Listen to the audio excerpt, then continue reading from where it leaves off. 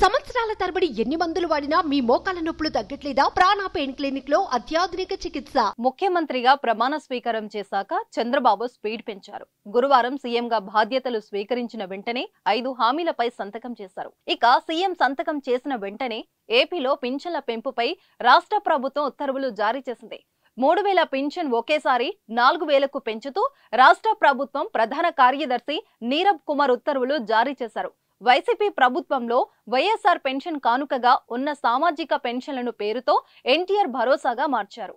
2014 నుంచి 19 మధ్య కూడా టీడీపీ సర్కార్ పింఛను పథకానికి ఎన్టీఆర్ భరోసా పేరు పెట్టగా ఇప్పుడు దానినే కొనసాగిస్తున్నారు. జూలై 1 నుంచి వృద్ధాప్య, వితంతు, ఒంటరి మహిళల పింఛన్ 4000కు పెంచారు. ట్రాన్స్జెండర్లు, గీతా కార్మికులు, మత్స్యకార వర్గాలకు పెన్షన్ కూడా 4000కు పెంచారు. వీరికి జూలై నెల పెన్షన్లతో పాటు ఏప్రిల్, మే, జూన్ నెలలకు సంబంధించిన బకాయిలతో పాటు చెల్లించనున్నారు. దివ్యాంగులకు ఇచ్చే పెన్షన్ 3000 నుంచి 6000కు పెంచారు.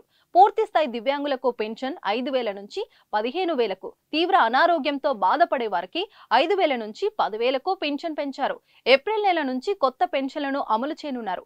పెన్షన్ పెంపుతో పాటు మెగా డిఎస్సిపై, ల్యాండ్ టైటిలింగ్ యాక్ట్ రద్దుపై, అన్న క్యాంటీన్ల ఏర్పాటుపై, నైపుణ్య గణనపై చంద్రబాబు గురువారం సాయంత్రం సంతకాలు చేశారు.